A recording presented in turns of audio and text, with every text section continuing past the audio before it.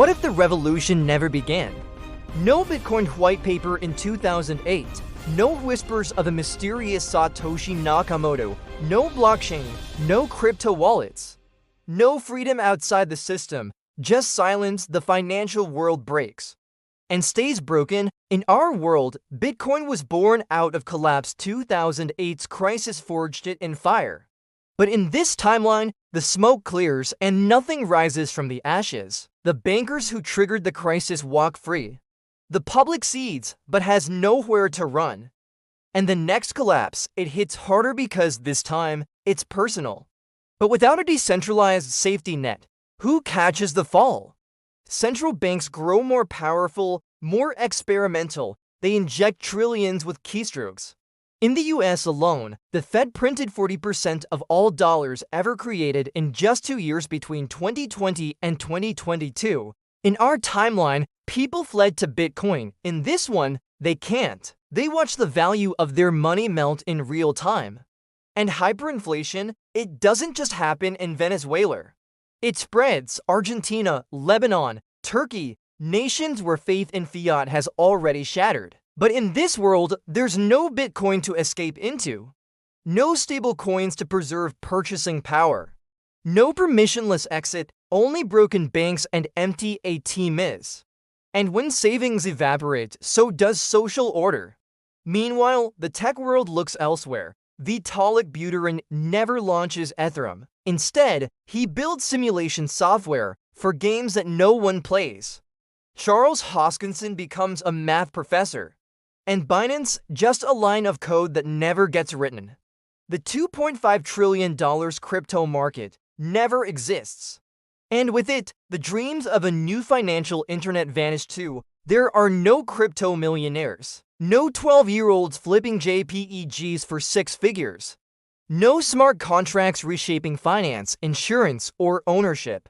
The DeFi ecosystem worth over $200 billion at its 2021 peak remains a fantasy, and 1.8 billion people around the world remain unbanked.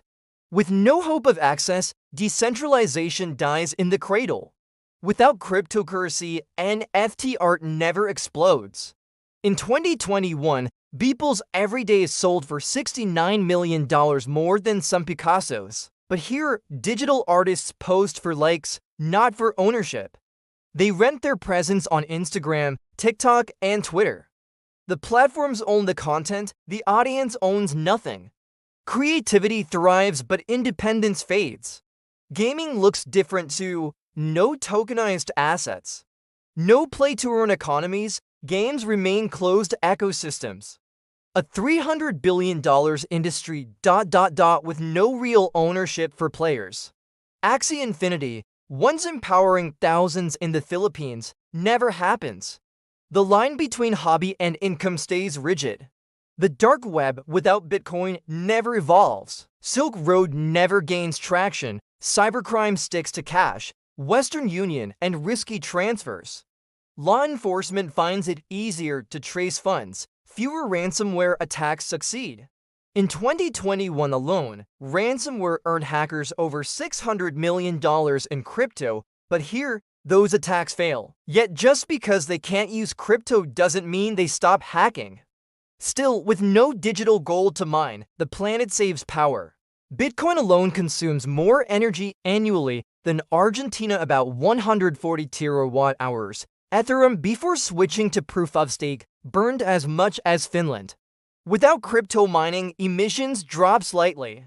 But so does innovation in green energy, cooling tech, and distributed computing. Progress slows. The environment wins, but the economy limps. In this timeline, there are no meme coins. No Shiba Inu, no Dogecoin surging 12,000% in 1 year. Elon Musk tweets about Mars. Not memes. Retail traders stick to penny stocks, not tokens born from Reddit threads. The gamification of finance never arrives. And Gen Z, they don't invest, they consume. But here's the twist. Without crypto scams, there's also no crypto education. Millions of people learned what wallets are because of fear of missing out, fear of losing it all. They learned about custody, keys, and finance in a way schools never taught. Without that chaos comes comfort, but comfort kills curiosity. El Salvador never adopts Bitcoin as legal tender. No nation flirts with digital freedom, the US dollar remains untouchable. China never bans crypto because it never needed to. The battle for digital sovereignty never fought.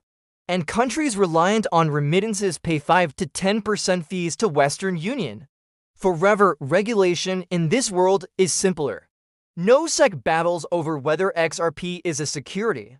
No debates over staking, stablecoins, or self-custody.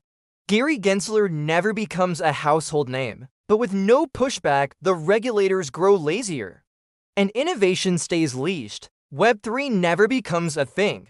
No DAOs, no decentralized identity, no community-owned platforms.